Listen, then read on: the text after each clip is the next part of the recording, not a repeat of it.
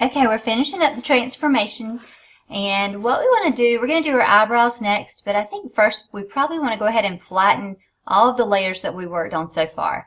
So we're going to select the very top one. You hold down Shift, select Background Copy, but not the background. So we have all of the changes, and we're going to go to Layer, Merge Layers. Now we have them all on one layer, and you can see easily the before and the after of our model. Okay, so now that we have this, we're going to make a copy. Control J so that we don't mess up our layer 7, and we can just take the eyeball off of it if we want to, just to make sure that we don't accidentally do anything on it. Okay, to do the eyebrows, first you want to create an area in which you can color in eyebrows without getting outside the lines. So what we're going to do is use the pen tool, and you'll notice on this girl's eyebrows, they kind of follow the same shape. You can see it goes along the top here, and then down, and then a curve there. So where the main part of the eyebrows start, we'll put a little dot, and then we're going to go to the bottom and click one time. Now you don't have to hold your mouse down because we just want to make a straight line in this case. And then you're going to go to the end of her eyebrow, to the very bottom. You're going to click and drag. And you're going to drag until you kind of create the shape of her eyebrow.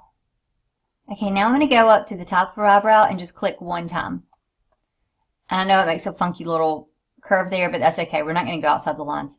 All right, and now we're going to go back to our starting point. Click and drag until you get kind of the shape that you would like her eyebrows to be. Okay. So after you've done that, then I'm going to click to make this a selection. And sure, we can have a 1 pixel radius. That would be fine. Okay, now we're just going to zoom in, Control plus. And you don't want to do a whole lot here because they'll look fake. They'll look painted on. But you're going to sample the color of her hair or her eyebrows currently.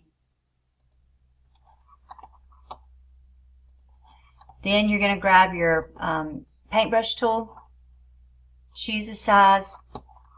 3 is pretty good. I'm going to go to Window, Brush. And you want to make sure that your Shape Dynamics is on, and you probably want to set it to, I don't know, I'm going to try 50. And we'll see how that works. I'm going to start here. I'm just going to color a few pieces in. You don't want to do a whole lot. You just want to color in some of the spots that look bare.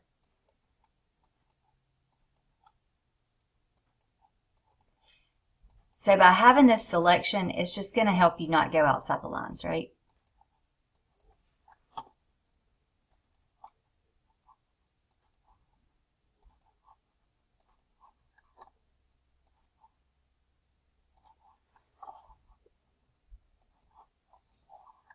Okay, let me zoom out. I'm going to hit the thing. I'm going to Control D to deselect. And they should be filled in just a little bit more.